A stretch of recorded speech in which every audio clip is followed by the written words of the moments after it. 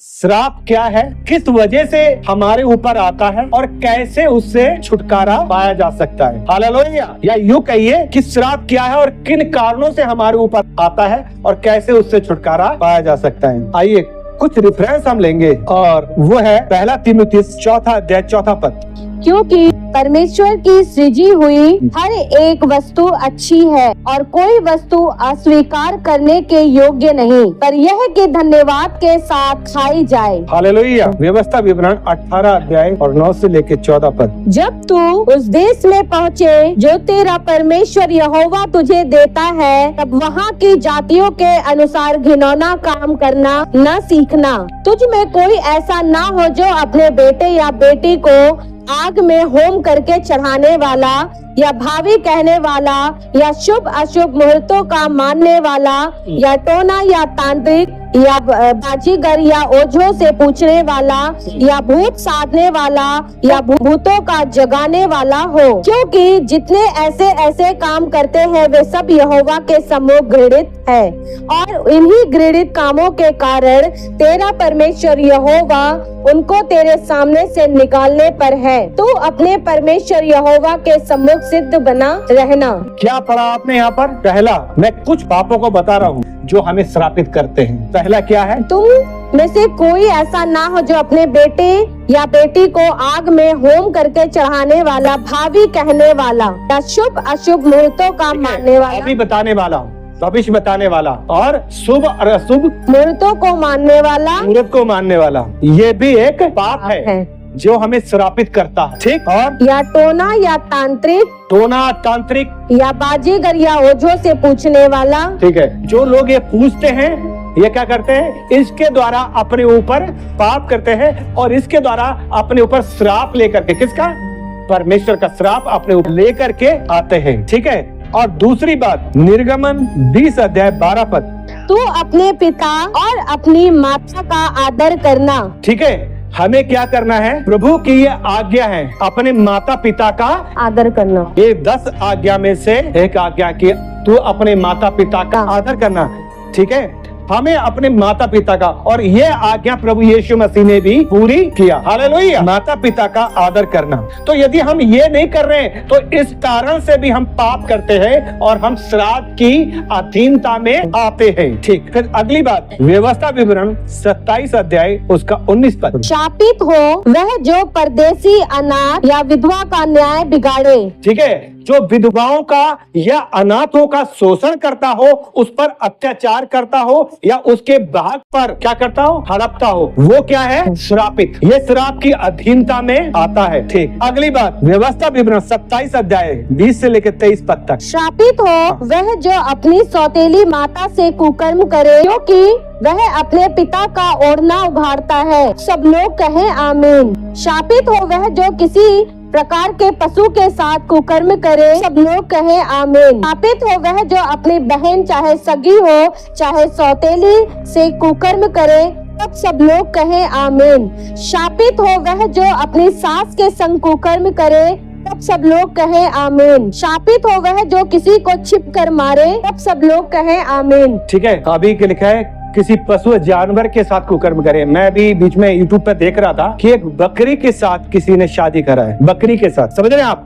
पाप कहाँ तक पहुँच गया है? वचन क्या कह रहा है? व्यभिचार। जो व्यभिचार करता है वो भी श्राप की अधीनता में आ जाता है। हालेलुया। वो भी श्राप की अधीनता में, उसे अभी श्राप से छुटकारा नहीं मिला है। ठीक है। ओझा तांत्रिकों से पूछना, शुभ अशुभ मुहूर्त निकालना, ये भी पाप है और इस कारण से हम श्राप को अपने ऊपर बुलावा देते हैं। हम श्राप की अधीनता में आ जाते हैं। माता पिता का आदर नहीं करते तो हम श्राप की अधीनता में आ जाते हैं। विधवाओं और अनाथों का शोषण करते हैं, उन पर अत्याचार, उनके भाग को हड़पने की कोशिश करते हैं या किसी भी प्रकार से उनके साथ गलत व्यवहार करते हैं, तब हम अपने ऊपर श्राप लेकर के आते हैं। अगली बात, अगर हम व्यभिचार करते हैं तब हम श्राप लेकर के आते हैं।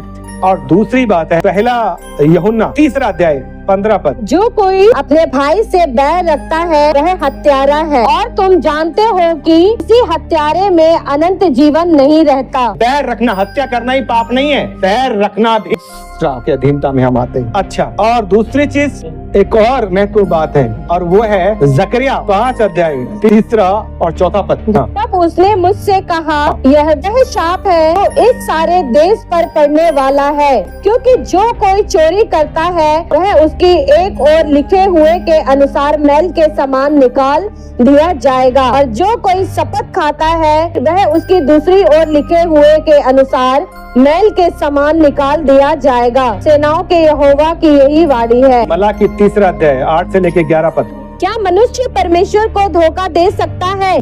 पर देखो तुम मुझको धोखा देते हो। पूछते हो हमने किस बात में तुझे लूटा है? 10वां अंश और उठाने की भेंटों में तुम पर भारी श्राप पड़ा है। देखिए, एक श्राप किस पर पड़ा है? 10वां अंश और उठाने की भेंटों पे। जब हम उसकी चोरी करते हैं या कंजूसी करते हैं, और जकरिया में लिखा है 5 अध्याय का 3 और 4 पद। तब उसने मुझसे कहा, यह वह शाप है जो इस सारे देश पर पड़ने वाला है, क्योंकि जो कोई चोरी करता है वह उसकी एक ओर लिखे हुए के अनुसार मैल के समान निकाल दिया जाएगा। अगर वो 10वां अंश की चोरी कर रहा है तो ये श्राप है, और इस श्राप में चाहे वो कितनी प्रार्थना कर ले, चाहे वो कितना बाइबल पढ़ ले, यदि वो ये पाप कर रहा है, वो अभी मैंने लिस्ट में पढ़े, माता पिता का आदर न करना, विधवाओं का, अनाथों का शोषण करना, ठीक है, व्यभिचार करना, आलोचना करना, और 10वां अंश की चोरी करना क्या है? पाप। और ये पाप जो है उसे श्राप की अधीनता में लेकर क्या था? तुम पर भारी श्राप, हल्का नहीं, क्या भारी श्राप पड़ा है।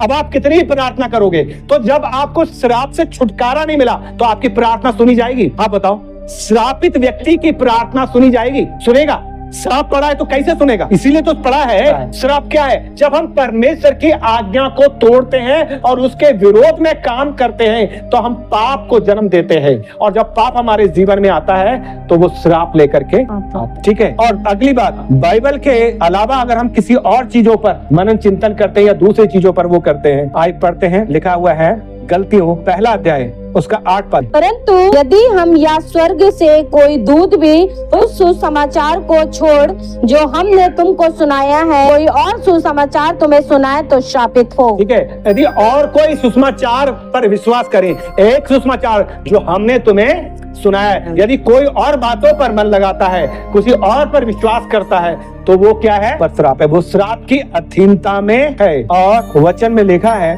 प्रकाशित हुआ 22 अध्याय 18 और 19 पद पढ़े। मैं हर एक को जो इस पुस्तक की भविष्यवाणी की बातें सुनता है गवाही देता हूँ। यदि कोई मनुष्य इन बातों में से कुछ बढ़ाए तो परमेश्वर उन विपत्तियों को जो इस पुस्तक में लिखी है उस पर बढ़ाएगा। यदि कोई इस भविष्यवाणी की पुस्तक की बातों में से कुछ निकाल डाले तो परमेश्वर उस जीवन के वृक्ष और पवित्र नगर में से जिसका वर्णन इस पुस्तक में है उसका भाग निकाल देगा। समझ रहे हैं आप कि यदि आप बाइबल के अलावा कोई दूसरी शिक्षा को महत्व दे रहे हैं, कोई और बातों को और शिक्षाओं को बाइबल से ज्यादा महत्व दे रहे हैं, तो अब भी आप श्राप की अधीनता में हैं। आपके ऊपर श्राप, और घर पर भी व्यवस्था विवरण 7 अध्याय 25 से 26 पर। उनके देवताओं की खुदी हुई मूर्ति तुम आग में जला देना। जो चांदी या सोना उन पर मड़ा हो उनका लालच करके न ले लेना, नहीं तो तू उसके कारण फंदे में फंसेगा,